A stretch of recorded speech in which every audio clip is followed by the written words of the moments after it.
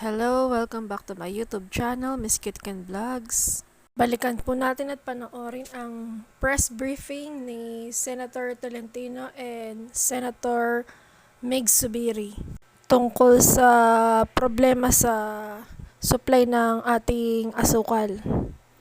Panoorin niyo po ang video nito. So we focus on the four corners of SO4, its preparations, its aborted implementation, the people behind SO4, etc., etc. So dun lang. So no corruption, sir, no corruption. Just wait for the results. Ano kasi ni SP, kasama yung sinasabing tongkats. Let me clarify para tinan mo naman, no? Kapag pinag-usapan na natin yung SIM card registration, may pumasok, we're offering you a fund of low interest rate, 30,000 to 2 million loanable amount. Reply, yes, if it kalokohan itong mga tao ito. But on the issue on tongpats, sabi ko, those are on the realm of possibilities, pwede mangyari yun. Because industry insiders were saying that yung nga daw ang normal. Kaya nga gusto namin maglagay ng reforma. That's why the reform there is to give the stakeholders, especially the high demand users, the industrial users, the right to import na lang on the amount. Bibigyan mo lang sila ng certificate, o kayo na bahala mag-import niyan. Para mawala na yung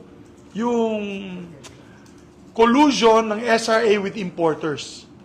See what had happened with SO4? Tinanggal na yung bond. From what would be about 10 to 12 importers lang, because they would be able to provide the bond, it became 28. So lumawak siya. And ibig sabihin yan, mawawalan po ng protection ng gobyerno pag nawala yung bond. So, etc., etc. So we want to make sure that the safeguards are in place na wala nga pong tongpats.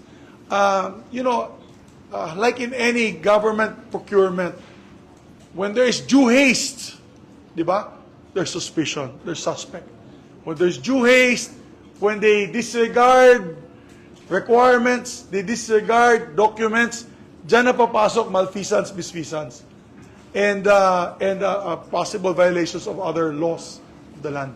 So, this hearing is going to establish if there was undue haste in the release of this illegal, as said by the President himself and the Malacanang spokesperson, illegal sugar order.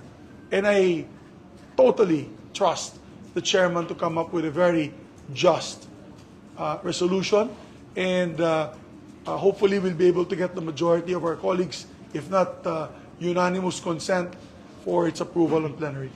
Senator, sir, do you have yung require, sir, for the committee report? 17 membership is 17 plus 3 ex officio. So majority is what? Of the 20, 11. 11. And then, sir, for the floor, it's 2/3. So, sir, hindi nyo nangyayari yung plano nyo na basahin? Just wait. Just wait. Kanina, remember, naligaw ako doon sa July 29. Yung sabi ko, Lumindol, 27, 28, 29. Ang inaatupag pa nila, yung SO4. Diba? So, just wait. Dalawang tulog na lang. Sir, kasi nag-adjourn na yung hearing. So, di ba ang plano nyo? Nag-adjourn yung hearing, but the committee is not yet discharged. The committee is discharged once you present it before the plenary. Pero yung So the committee still has jurisdiction. Pero yung basahin sa harap mismo ng mga resource persons. Just wait. Sir, how much- Just wait. Sir, how difficult was the investigation? Were you able to easily uncover kung ano man yung mga irregularities na nakita niyo? Sabi ko sa inyo, may katapusan eh. Meron tayong roadmap. We start on this day, sunod-sunod. So, eventually, through the assistance of the good Senate President, we got hold of the Executive Secretary. We got hold of the Executive Secretary, day 1, matatandaan nyo. So, hindi tayo naging never-ending telenovela, but may deadline pa nga ako sinasabi ko, self-imposed. By Thursday, we will have the report. Siguro, ngayon nyo lang na-experience yun. Eunice. Ha? There's no more need, Eunice. Sir, paano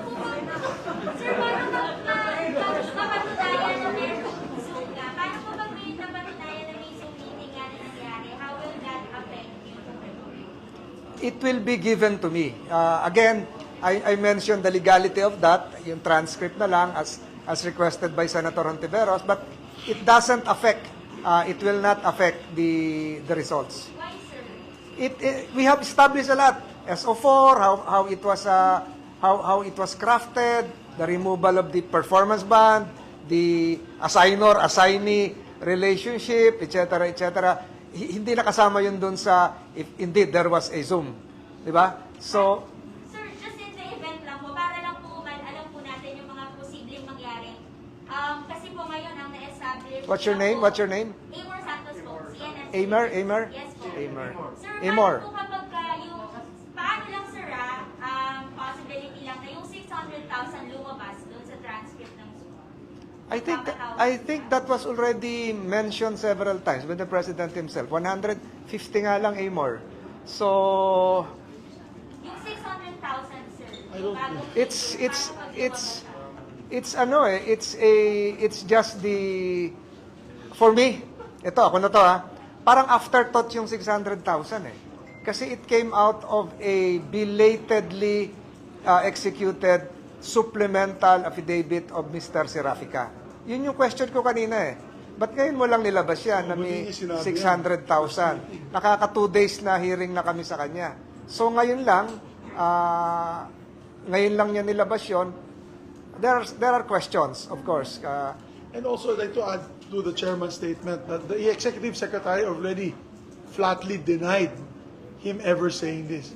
Let's give them naman an opportunity also in the newspapers and radio and print na ilabas din yun. Kasi unang bulaga sa akin cellphone, BBM asked for 600,000. Mali ka agad yung it's coming from a guy who's accused of malfeasance, misfeasance, and violations of law. And the ES himself had said that the president never said that. So, and it would be suffice to say na afterthought talaga siya kasi nung day one pa lang we kept asking him the conversations that they had. Hindi naman niya binanggit yung 600,000. Saan naman galing yun? Sir, so why are we, why are we convinced na hindi totoo yung 600,000 when it was backed by Valderrama as well, sir?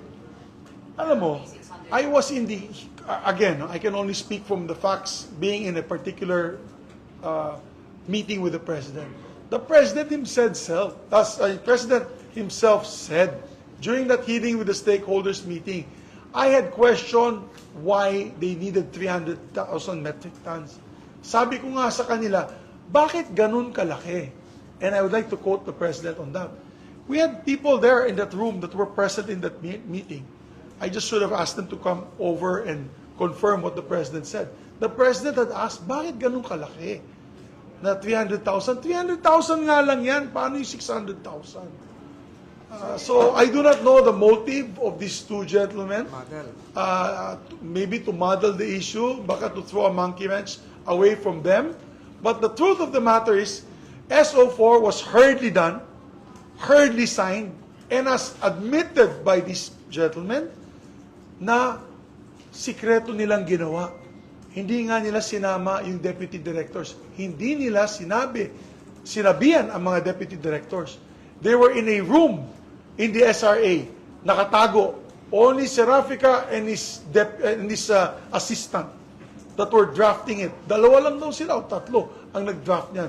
Hindi niya pinaalam sa iba. Why the secrecy? Bakit napaka-secret ng transaction na ito? Kaya nga, sabi ko may mga violations pa on the process.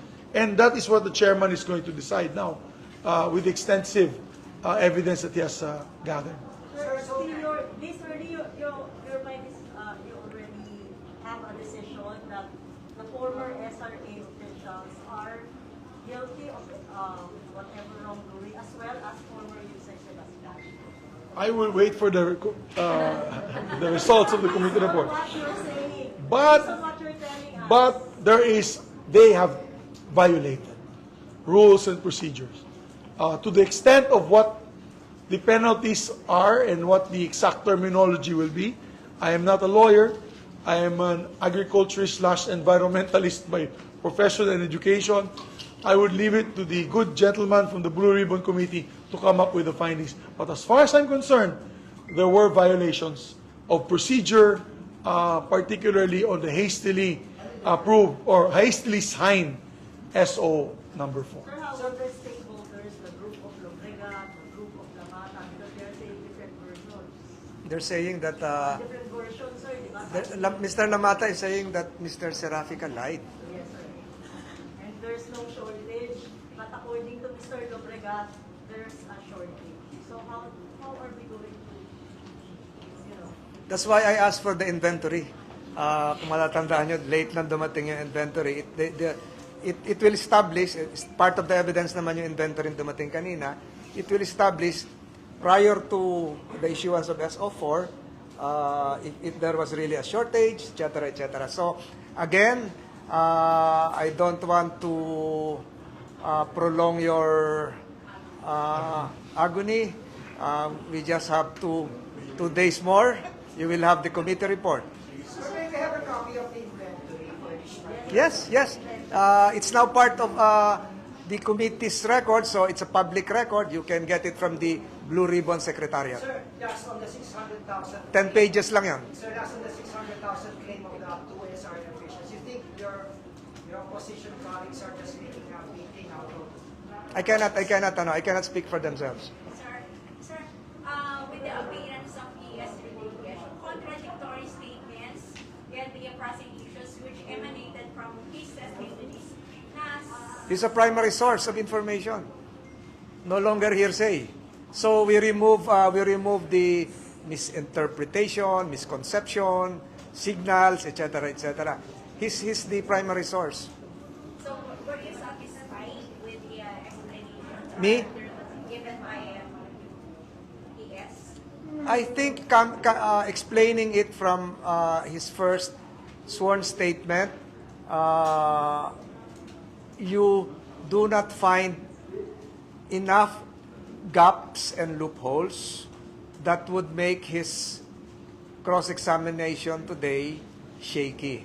So it fits preliminarily from where I stood an hour ago. But I'm not making a conclusion. My advice to you, ma'am, is wait for the report. So would you say na si Serafica, sila yung main, Serafica and Sebastian, were they, Just wait for the report. Baka magkamali ako. Nagkamali na nga ako kanina. Natanong ko pala si Valderrama. Akala ko si JB. So, But Thursday, ready na yung committee report with signature of the members. just wait. sir, ano Thank you, ma'am. Thank you. Thank you. sorry to one more. Last question ko na nagpo-comment. Sir, parang Ano daw? Ha? Ano daw? Why, guys? What's that? May mga nagko-comment po kasi sa social media that it seems like some of the senators are lawyering for ES. That's the perception. Sir, would you care to comment on that? How are we lawyering for the ES? He's been subpoenaed, so I had to request as a co-equal branch of government, the executive, that he appear to avoid any crisis. And he appeared. That's not lawyering. That's just the rules. He was going to get a subpoena by the committee. No one is lawyering for him. We want to know the truth. And I don't want it politicized kasi alam mo maraming gustong makakita na matumba si Presidente, bago-bago pa lang niya, wala pa siyang 100 days. So, some people are trying to politicize this issue and twist it. I think the facts are clear. Wait on Thursday on the findings of the committee. But we don't want to politicize this issue because there's no politics here involved. It's just the President in his capacity as Secretary of the Department of Agriculture is trying to look out for the best interests of the farmers. And during these discussions, this is what had materialized, and he called it an illegal signed document that he did not agree on, and we picked it up here with my speech in the floor, and to see if these people will or should be punished. If they committed a crime, they should be punished. So that's the job of the Blue Ribbon Committee. And the beauty of this Blue Ribbon Committee is that the chairman wants it immediately approved and dispensed with so that action can be taken. He's always telling me justice delayed is justice denied. Thank you. So if I may add, yung subpoena, alam niyo naman siguro yung effects nun kung hindi siya nakakomply, hindi siya dumating. Alam niyo na siguro yon, di ba? So we thank him for attending. Thank you.